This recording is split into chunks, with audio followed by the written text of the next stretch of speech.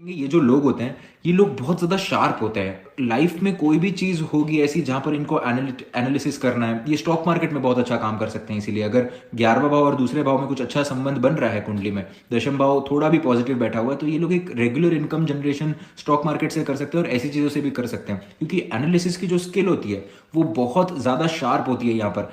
And इस चीज़ को अगर आप ओवरऑल ये क्यों इतना ज़्यादा बेनिफिक तरीके से भी काम कर सकता है, इसको आप समझ सकते हैं कि सारे ग्रहों के जो राजा सूर्य देव, और सूर्य देव के भी ऊपर अगर कोई प्लैनेट अपने आप को कोई मानता है तो वो राहु देव। तो टू किंग कमिंग टुगेदर, और उसके अंदर बृहस्पति जो अल्टीमेट पॉजिटिविटी लेकर आ रहे हैं।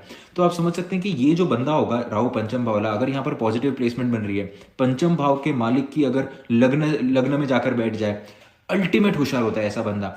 शार्प, उसका दिमाग इतना ज़्यादा शार्प होता है कि हर चीज़ बोलने से पहले वो सोचेगा और कुछ ऐसा बोल जाएगा, एक ऐसे टाइम पे बोल जाएगा, सेंसिटिविटी को समझेगा, लोगों के दिमाग के अंदर जाने की ताकत रखता है राहु पंचम भाव वाला। कि इसको मैं फिजिकली अगर मैं नहीं हरा सकता तो मैं मेंटली किस तरीके से ऐसा कुछ कर दूं जो ये मेरे वश में आ जाए। कंट्रोलिंग पावर बहुत ज़्यादा होती है। यहाँ पर सोचते हैं कि अगर मैं समाज में चल रहा हूं तो मेरा नाम हो, मेरी प्रतिष्ठा हो, सूर्य की सारी क्वालिटीज आएंगी। So this is a very very powerful placement.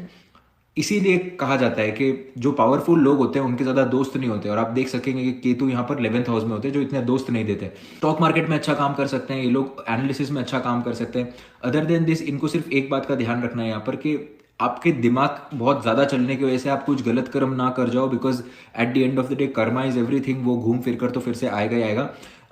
यहाँ पर एक बहुत बड़ी मिसकंसेप्शन है ये, टोटल मिसकंसेप्शन नहीं है बट पार्टली ये मिसकंसेप्शन है कि यहाँ पर बच्चे नहीं होते राहु अगर पंचम भाव में हो तो। राहु अगर पंचम भाव में है, जुपिटर और सूर्य का कुंडली में किसी भी तरीके से संबंध बन रहा है, जुपिटर पॉजिटिवली बैठा है, सूर्य पॉजिटिवली बैठा हुआ है कुंडली में, तो बच्चे देता है। यहाँ पे एक्सट्रीम केसेस में यहाँ पर होता है कि राहु मंगल ही आकर पंचम भाव में बैठ गया और डिस्पोजिटरी कुछ खत्म हो गया, तो यहाँ पर बच्चे नहीं देता या फिर प्रॉब्लम देता है प्रेगनेंसी में। अदर देन दिस, कुंडली मिलान करना यहाँ पर बहुत ज़्यादा ज़रूरी होता है राहु अगर पंचम भाव में बैठा है तो, क्योंकि आपकी कुंडली में अगर योग थोड़े से कम है या थोड़े से डिसमिस है तो सामने वाली की कुंडली में एटलीस्ट योग सही होने चाहिए। Rahu in the 6th house, ऐसे लोग हर चीज़ पे शक करते हैं, हर चीज़ करने से पहले 100 बार सोचेंगे, और हर कोई उनका बहुत अच्छा दोस्त होगा उसको भी एक तरीके से शक की निगाह से देखेंगे, तो धोखा देना ऐसे लोगों को मुश्किल हो जाता है।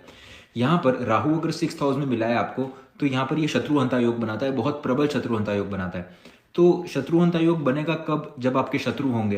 तो आप देखेंगे राहु अगर छठे भाव में है, मंगल की एस्पेक्ट है, मंगल अगर 5th या 9th चले जाए यहाँ पर राहु से, तो आप देखेंगे ऐसे लोगों के दुश्मन बहुत ज्यादा होते हैं, बट कहीं ना कहीं ये अपने दुश्मनों को डिफीट करके आगे बढ़ जाते हैं, या फिर इनको कहीं ना कहीं सपोर्ट सिस्टम मिलते रहता है।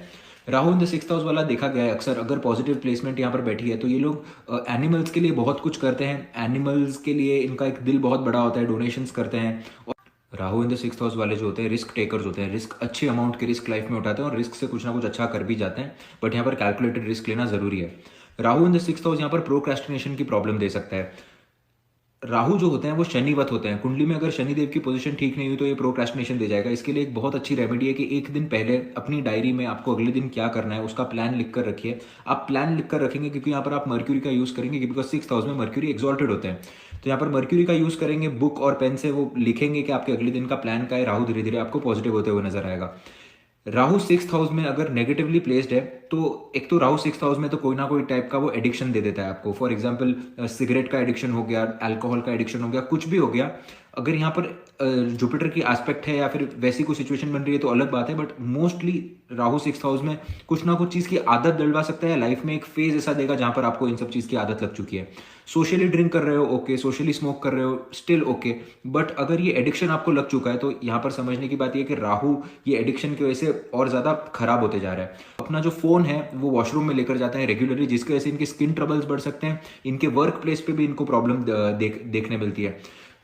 Rahu in the 6th house वालों को बोलने से पहले बहुत ज्यादा सोचना चाहिए। कई बार ये ऐसी कुछ गलत चीजें बोल सकते हैं लोगों को जिससे लोगों को हर्ट हो सकता है, घमंडी बहुत ज्यादा हो सकते हैं, क्योंकि ये इस तरीके से अपने दुश्मनों पे भारी पड़ते हैं कई बार कि इनको ऐसे लगता है कि इन्हीं के आसपास दुनिया चलती है। आप देखेंगे कि घमंड जो होता है इनको कहीं ना कहीं खा जाता है। Rahu in the 7th house, सबसे बड़ा ये है कि ये लोग बहुत ज्यादा कंफ्यूज रहते हैं। ये लोग ऐसे सोचते हैं कि मैं मेरे हिसाब से रहना चाहता हूँ। ये लोग ऐसे लोग होते हैं जो सोचते हैं कि कि स्पिरिचुअल होना चाहिए, मुझे मेरे हिसाब से रहना है, दुनिया से फ़र्क नहीं पड़ता।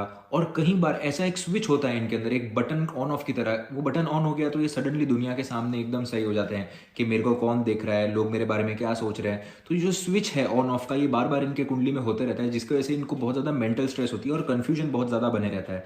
ये कि एक प्रॉब्लम है राहु सप्तम स्थान के साथ कि ये या तो अपने पार्टनर से कंप्लीटली ऑब्सेस्ड होगा, या तो ये दूसरों के पार्टनर्स पे नज़र डालेगा। कुंडली में अगर शुक्र की स्थिति खराब हुई यहाँ पर, तो आप देखेंगे कि ऐसे जो लोग होते हैं, दूसरों के पार्टनर्स पे नज़र डालना, दूसरों के पार्टनर्स के बारे में ऑब्सेस करना, उनके बारे में कंटिन्यूसली सोचना। तो यहाँ पर दूसरों के वाइफ्स के बारे में या दूसरों के पार्टनर के बारे में ऑब्सेस करना बार बार।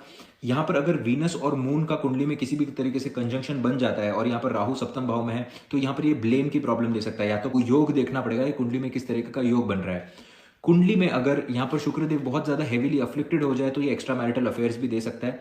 तो यहाँ पर मोटी मोटी बात यह है कि अगर आपको राहु के सप्तम भाव के पॉजिटिव रिजल्ट्स उठाने हैं तो आपको एक्स्ट्रा मैरिटल नहीं करना है, दूसरों के वाइफ्स के बारे में या दूसरों के पार्टनर्स के बारे में गलत चीज़ें इमेजिन नहीं करनी है, या फिर वो वैसी सब सिचुएशन से आपको दूर रहना है। तो यहाँ पर राहु आपके सप्तम भाव में अच्छा रिजल्ट दे जाएगा। तो देखा गया है बहुत बार अगर राहु सप्तम भाव में होता है तो पार्टनर ईगोइस्टिक होता है या पार्टनर को कोई ना कोई हेल्थ प्रॉब्लम्स हो सकती है। Rahu in the 8th house. अब आप देखेंगे अष्टम स्थान जो है वो एक डीप डार्क स्पेस है, वो रहस्य है। It is all about secrets. यहाँ पर आपको चीज़ें फाइंड आउट करनी होती है, यहाँ पर आप चीज़ें जल्दी से आइडेंटिफाई नहीं कर पाते। और राहु का काम ही है फ्यूचरिस्टिक, और राहु का काम ही है चीज़ों को सोल्यूशन देना और फाइंड आउट करना चीज़ों को बेसिकली। तो राहु जब अष्टम स्थान में बैठ जाता है तब यहाँ पर स्टार्टिंग में at starting stage of life solutions मिलना यहाँ पर बहुत ज़्यादा डिफिकल्ट हो जाता है चीज़ों का। ऐसे लगता है कि ये सारी चीज़ें मेरे साथ ही क्यों हो रही है, आप स्वयं को विक्टिमाइज करने लग जाते हैं, इस पे चलता है। इसीलिए मार्स जो होते हैं वो अष्टम स्थान में कहीं ना कहीं वो एनर्जी को मैनेज कर जाते हैं, बिकॉज यहाँ पर हाथ में मशाले लड़ने की एक ताकत होती है। राहु देव के अंदर तो लड़ने की ताकत है, बट वो फिजिकल ताकत नहीं है, वो दिमाग से लड़ने की ताकत है। अगर कुंडली में सैटर्न और सैटर्न, यहाँ पर सैटर्न को क्यों कंसिडर करेंगे, क्योंकि अष्टम स्थान जो है वो सैटर्न का हेड क्वार्टर है। सैटर्न और मार्स अगर कुंडली में प्रॉपरली पोजिटेड नहीं है तो आप देखेंगे यहाँ पर एक्सीडेंट्स होना, सडन एक्सीडेंट में डेथ हो जाना, और ऐसी जो सारी सिचुएशन बनती है यहाँ पर बन सकती है। शरीर में रॉड्स लगना, शरीर में आयरन जाना, जैसे कभी किसी के स्टेंसिल लग जाती है हार्ट में, किसी के पाँव में कुछ हो गया वहाँ पर रॉड लग गया, ये जो सारी सिचुएशन बनती है ये राहु अष्टम स्थान में मंगल और शनि के साथ अगर नेगेटिव इन्फ्लुएंस में, तो यहाँ पर ये सिचुएशन देखने मिलती है। यहाँ पर देखेंगे आप चंद्रमा डेबिलिटेट होते हैं 8वीं राशि में, देखेंगे अष्टम स्थान में यहाँ पर चंद्रमा डेबिलेटेड होते हैं। यहाँ पर अगर राहु के साथ अच्छी पोजीशन यहाँ पर बन रही है चंद्रमा की, तो यहाँ पर देखेंगे इंट्यूशन बहुत ज़्यादा हाई होगा।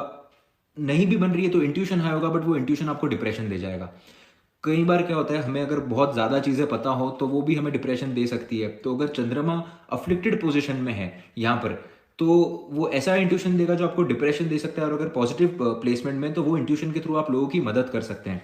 Rahu in the 8th house की एनर्जी आप नगेट किस तरीके से कर सकते हैं, आपको या तो पामिस्ट्री करनी चाहिए, एस्ट्रोलॉजी करनी चाहिए, कोई ऑकल्ट साइंस में घुसना चाहिए, कलर थेरेपी, प्राणिक हीलिंग, कुछ तो आपको ऐसा करना चाहिए जो वो अष्टम स्थान के राहु को बैलेंस कर पाए।